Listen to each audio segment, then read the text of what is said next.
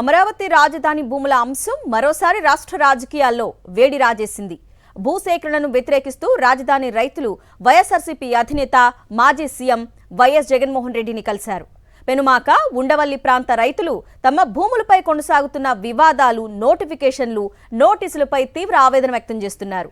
తమకు తెలియకుండానే భూసేకరణ నోటిఫికేషన్లు జారీ చేశారని, భూములు ఇవ్వాల్సిందేనంటూ అధికారులు ఒత్తిడి తెస్తున్నారని వైఎస్ జగన్ కు తమ కష్టాలు చెప్పుకున్నారు. రాజధానికి భూమి ఇవ్వాలి అనే పేరుతో సమావేశాలు పెట్టి తమపై ఒత్తిడి తెస్తున్నారని రైతులు తమ గోడు చెప్పుకున్నారు. రైతుల అభిప్రాయాలకు అనుగుణంగా ముందుకెళ్తామని హామీ ఇచ్చారు వైఎస్ జగన్. రైతులను బలవంతం పెట్టడం మంచిది కాదన్నారు. రైతులకు అవసరమైన సహాయ సహకారాలు అందిస్తామని భరోసా ఇచ్చారు. మొదట తీసుకున్న 50,000 ఎకరాలకే దిక్కులేదని, మళ్లీ ఇప్పుడు 50,000 ఎకరాలు అంటున్నారని ఫైర్ అయ్యారు. కిలోమీటర్కు నేషనల్ హైవే రోడ్ వేస్తే 20 కోట్లు. ఇక్కడ అమరావతిలో కిలోమీటర్కు రోడ్డు 53. అదే అన్న, వాటి కోసం వేస్తున్నట్టున్నారు అన్నవి. నిరంతరం పనులు జరుగుతుంటే నిరంతరం వీళ్ళకి డబ్బులు వస్తాయి. మనది రైతుల పక్షపాత ప్రభుత్వం. నేను ముందే చెప్పిన మావిగన్ అని చెప్పి రెండో ఆలోచన కూడా చెప్పిన. ఓకే అన్న, ఈ పద్ధతి ప్రకారం పోతే అసలు ఏ రాజధాని రాష్ట్రానికి ఇప్పుడు కాదు, ఇంకో 30 ఏళ్ల తర్వాత కూడా రాజధాని ఈ రాష్ట్రానికి రాజధాని లేకుండానే ఉంటుంది తప్ప రాజధాని అనేది ఉండదు. మావిగన్ అనేది రాజధానిగా భావించి మనం యాక్సెప్ట్ చేస్తే తప్ప అప్పుడు ఏమైందంటే ఆ కారిడార్ రాజధాని ఆటోమేటిక్లీ ఈ రోజే కృష్ణ అయిపోతుంది. ఆ పక్క ఈ పక్క నేషనల్ హైవేకి ఈ పక్క ఆ పక్క అదే రాజధాని. రాజధాని అంటే ఏంది? రాజధాని అంటే ఏందనేది వీళ్ళకి ఫస్ట్ అర్థం కావడం వల్ల ఆడ ఎయిర్పోర్ట్ కడతానంటాడు. ఇటు ఉంది కదా స్వామి ఎయిర్పోర్ట్ అంటాను. హాఫ్ అన్ అవర్ పట్టదన్న. ఆడ నీకు ఆడ పోర్ట్ లేదు, సీ పోర్ట్ లేదు. ఇటు ఉంది కదా నేను సీ పోర్టు అని చెప్పి మచిలీపట్నం అని చెప్తాను. రాజధాని అంటే ఏంది?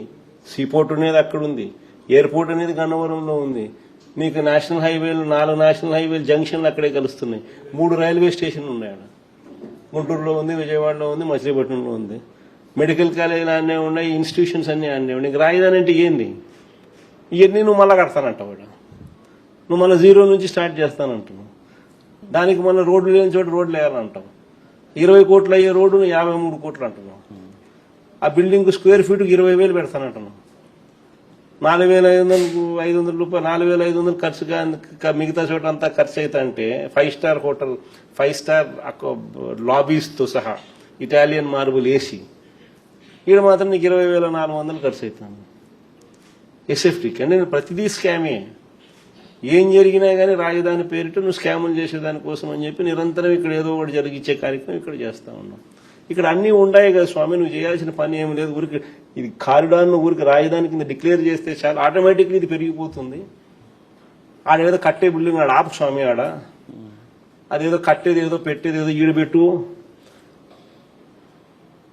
400 ఎకరాలు సరిపోతుంది.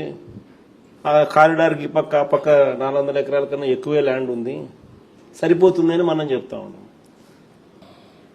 మనం చెప్పేది మోస్ట్ ప్రాక్టికల్. పోర్ట్ ఉంది, అది మనమే కట్టాం, మన హయాంలోనే స్టార్ట్ చేసినాం. ఇప్పుడు వీళ్ళు వచ్చినాక దాన్ని ఆపినారు. దానికి ఆల్రెడీ డబ్బులు కూడా ఉన్నాయి దాని బ్యాంకుల్లో.